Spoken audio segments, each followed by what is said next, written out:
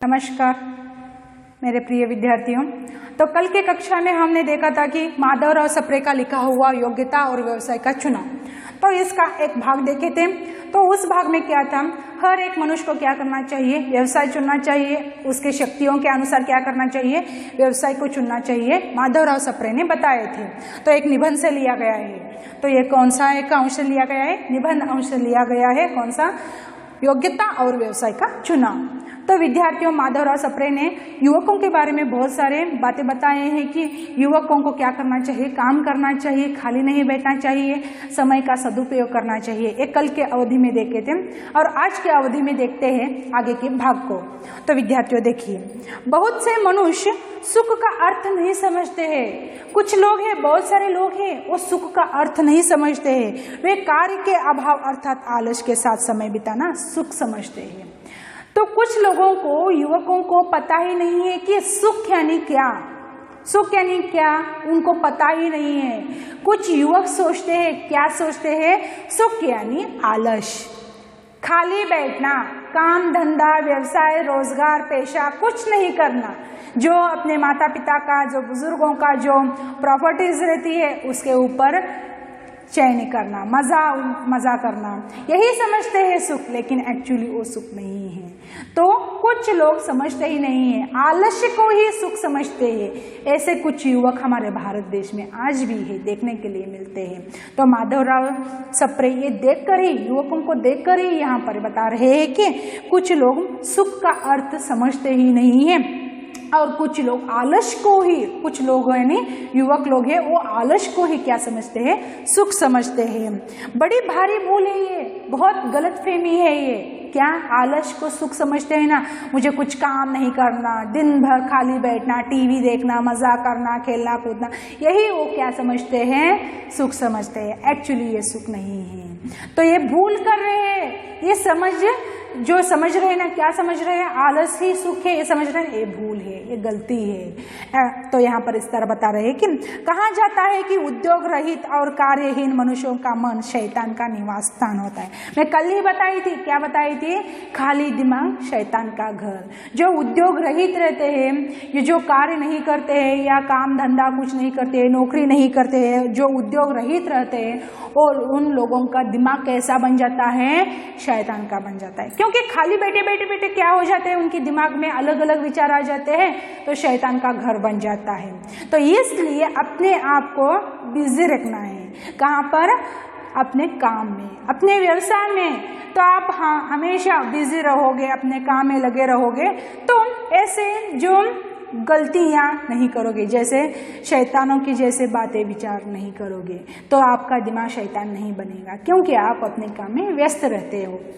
तो इसलिए माधवराव सप्रे बताया है कि जो उद्योग रहित व्यक्ति रहता है, कार्यहीन व्यक्ति रहता है, उसका दिमाग क्या बन जाता है, शैतान का दिमाग बन जाता है।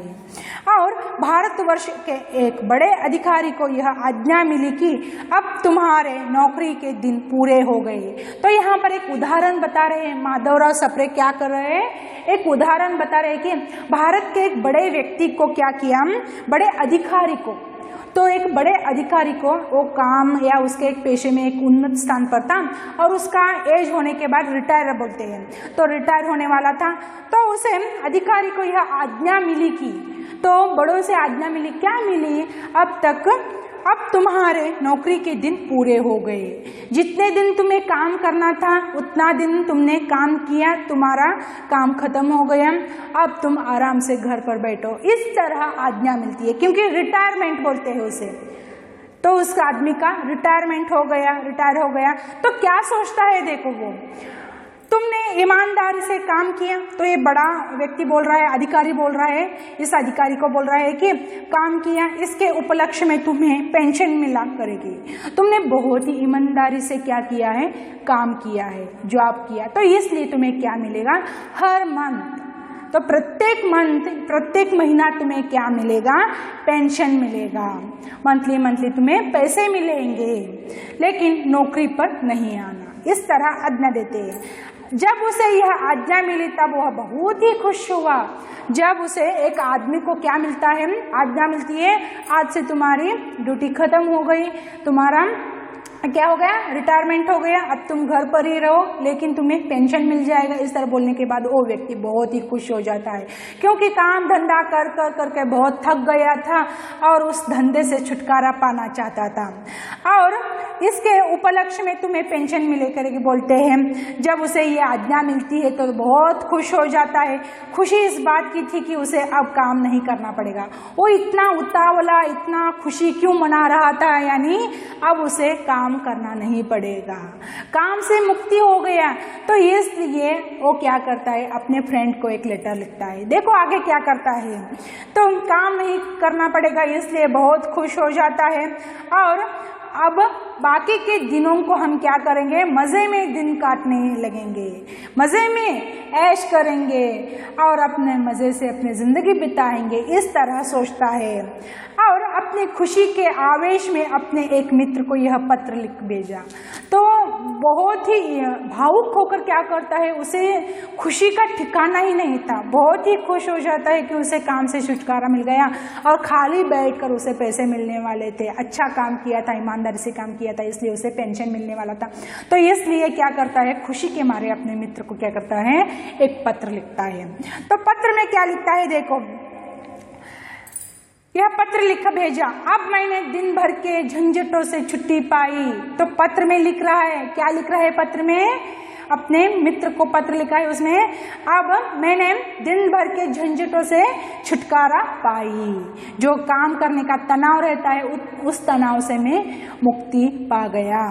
और दिन रात करने से जी ऊब गया था और दिन रात काम कर कर करके तंग आ गया था। और अब मुझे 10 गुनी तनख्वाह मिले तो भी मैं काम नहीं करूँगा। तो यहाँ पर वो व्यक्ति बोल रहा है, कौन, रिटायरमेंट आदमी है ना, वो बोल रहा है, क्या बोल रहा है, अब मुझे 10 गुना मुझे पेमेंट दोगे ना, पैसे दोगे ना, तब भी मैं नौकरी नहीं करूँगा, क्योंकि मैं नौकरी कर कर करके थक गया हूँ, मैं ऊब गया हूँ, मैं परेशान हो गया हूँ। अब मेरे नौकरी करने के समय ख़त्म हो गए, अब मैं मज़े से मेरी ज़िंदगी को बिताऊँगा। इस तरह वो आदमी पत्र में लिखता है और बोलता है, क्या बोलता है, 2-4-8 दिन बीत जाने पर तो क्या बैठे बैठे तंग आने लगा। और जब उसने देखा कि काम किए बिना आलस्यपूर्ण जीवन बड़ा ही दुखदायी होता है, तब उसने फिर अपने उस मित्र को शौक के साथ लिखा। तो वो क्या करता है, आदमी जो अधिकारी को क्या आज्ञा मिली थी, तुम अब नौकरी नहीं करना, घर पर बैठना है बोले थे ना, तब बहुत खुश हो गया, अपने मित्र को पत्र लिखता है, मैं नौकरी करके दिन भर के झंझटों से तंग आ गया था, ऊब गया था, अब मैं मज़े से मेरी ज़िंदगी को बिताऊंगा, इस तरह बोलता है पत्र में। और कुछ दिनों के बाद 8, 10, 15, 12 दिन हो जाते हैं। होने के बाद वो काम किया हुआ आदमी है तो घर में बैठ के क्या हो जाता है, बोर हो जाता है, उसका मन नहीं लगता है, आलसी बन जाता है, फिर से बहुत दुखी हो जाता है। फिर से वो अधिकारी क्या करता है, अपने मित्र को फिर से क्या करता है, पत्र लिखता है। तो क्या लिखता है पत्र, देखो, भाई मैं समझता था कि काम न करने में आनंद है। अरे भाई, मैं समझता था कि काम न करने में बहुत मज़ा है, मैं समझता था, लेकिन बहुत आनंद है, इस तरह मैं समझता था, लेकिन परंतु बात बिल्कुल उल्टी है। लेकिन बात क्या है, बिल्कुल उल्टी है, मज़ा नहीं है, आनंद नहीं है, तो जीवन क्या बन जाता है, आलसी बन जाता है। और मुझे साफ साफ मालूम हो रहा है कि मेरा पूर्व जीवन बहुत ही उत्तम और सुखपूर्ण था। तो यहाँ पर वो वही आदमी बता रहा है, अधिकारी ही बता रहा है, क्या बता रहा है, जो मेरा पूर्व जीवन यानी जब मैं जॉब करता था, नौकरी पर था ना, वही मेरा जीवन बहुत सुखमय था, आनंदपूर्ण था। तो वो लेटर में बता रहा है कि जो पूर्व में जो मैं जॉब करता था तभी का दिन अच्छे थे, तभी मैं सुखमय था, आनंदी था। अब ये रिटायरमेंट होने के बाद जो मैं जीवन बिता रहा हूँ ना, तो ये बहुत ही आलसी है, मुझे बिल्कुल भी नहीं चाहिए। मन क्या हो रहा है, चंचल हो रहा है, तो मेरा मन नहीं लग रहा है, बहुत ही आलसी बन गया हूँ, इस तरह बताता है। जितना ही अधिक काम करना पड़ता था उतना ही अधिक सुख मिलता है। जितना आप काम करोगे उतना आपको सुख मिलता है। इस तरह वो अधिकारी क्या करता है, अपने मित्र को पत्र लिखता है। तो अर्थात इतना ही है कि आलसी कब जीवन बन जाता है, यानी खाली बैठने से जीवन आलसी बन जाता है। आप कितना भी काम धंधा करो, क्या हो जाता है, मन फ्रेश रहता है। तो इसलिए हर एक व्यक्ति को क्या करना चाहिए, व्यवसाय करना चाहिए, व्यवसाय को चुनना चाहिए। उसके हिसाब से, उसके शक्तियों के अनुसार क्या करना चाहिए, व्यवसाय को चुनना चाहिए। तो एक उदाहरण इस भाग में बताया, किसने, माधवराव सप्रे ने अधिकारी के बारे में बताया। जब वो उद्योग करता था, व्यवसाय करता था, तब उसका जीवन कैसा था, और उद्योग रहित रहता है तब उसका जीवन कैसा था, माधवराव सप्रे ने एक छोटे से भाग में बताया। तो विद्यार्थियों, आज के लिए इतना ही। कल के अवधि में हम देखेंगे, कल के आगे का भाग को देखेंगे। तब तक के लिए धन्यवाद।